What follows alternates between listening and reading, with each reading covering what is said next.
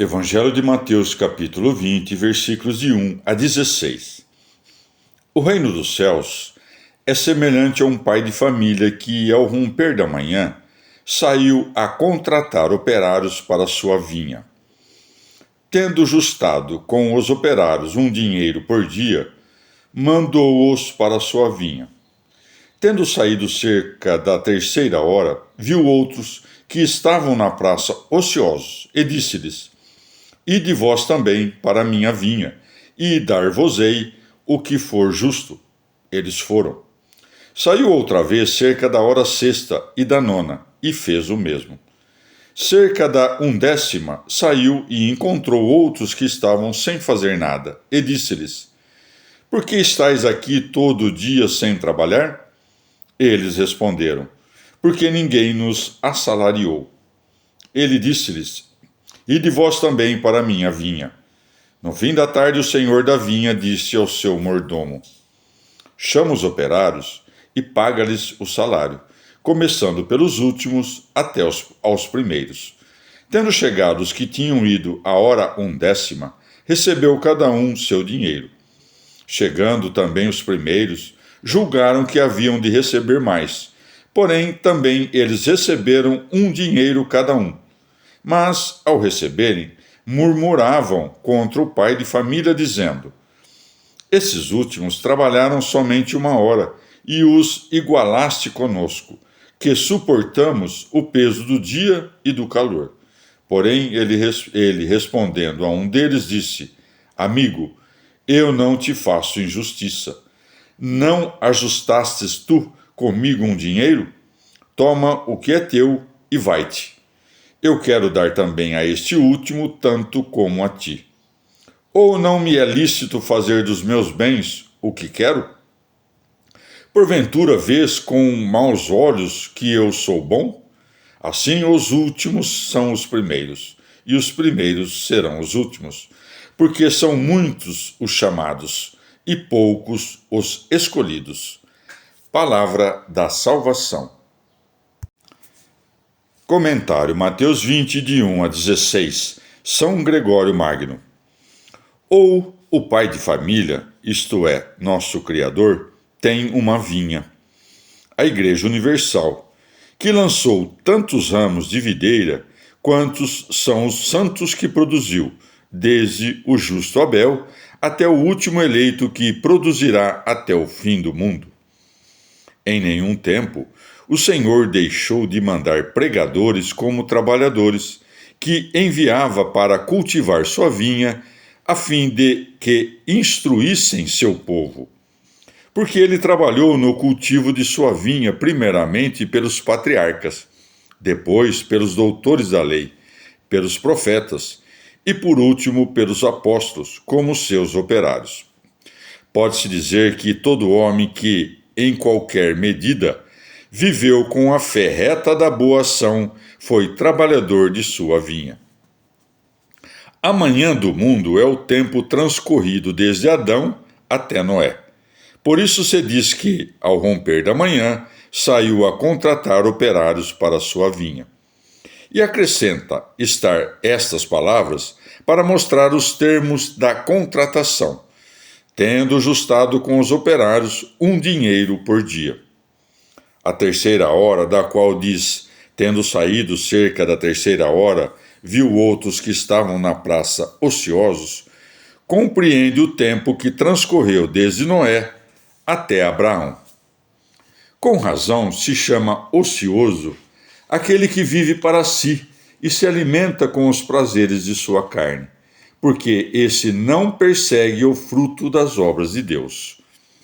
A 6ª hora compreende desde Abrão até Moisés, e a 9ª desde Moisés até a vinda do Senhor. Por isso segue: saiu outra vez a cerca da hora 6ª e da 9ª, e fez o mesmo. A hora 1ª compreende o tempo intermediário desde sua vinda até o fim do mundo. O trabalhador da manhã, da 3ª hora, da 6ª e da 9ª é aquele antigo povo hebreu, que por seus eleitos não cessa de trabalhar na vinha do Senhor, desde o princípio do mundo, esforçando-se para honrar a Deus com reta fé. Na hora 1ª, são chamados os gentios, de onde se segue.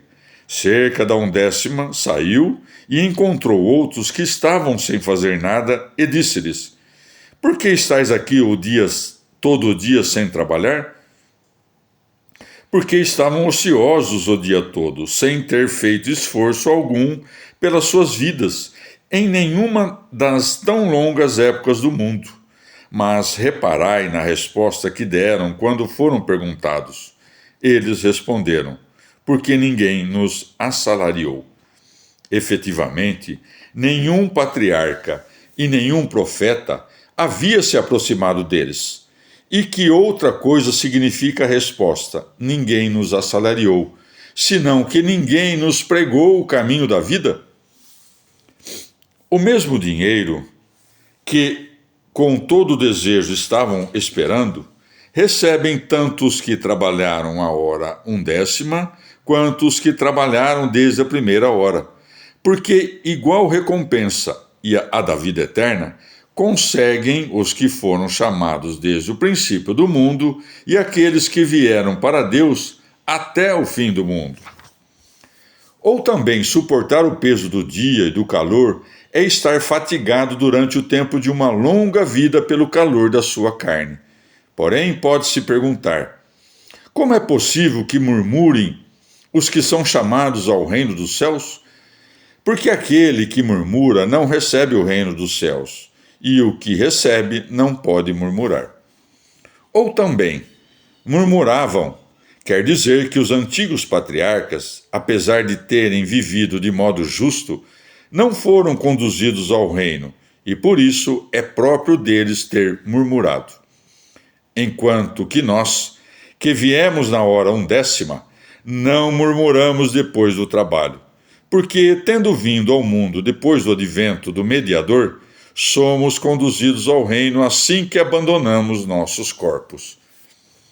E como reconhecimento do reino é a bondade da vontade do Senhor, acrescenta de modo correto: ou não me é lícito fazer dos meus bens o que quero? É uma grande insensatez do homem murmurar contra a bondade de Deus, porque poderia se queixar de Deus quando não desse o que lhe deve, mas não tem motivo para formular suas queixas quando ele não dá o que não lhe deve.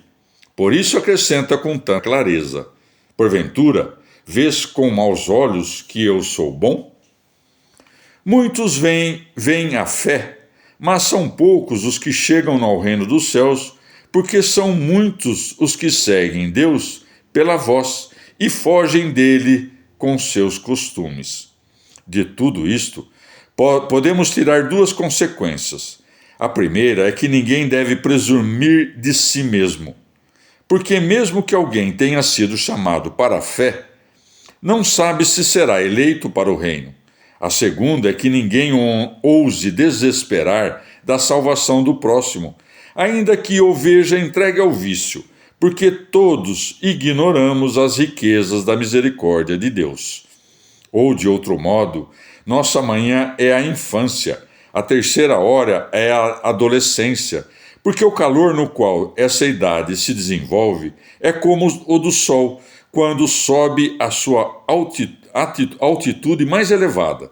A hora 6ª é a juventude, época em que o homem adquire toda a sua robustez, como o sol que parece fixar-se no meio do firmamento.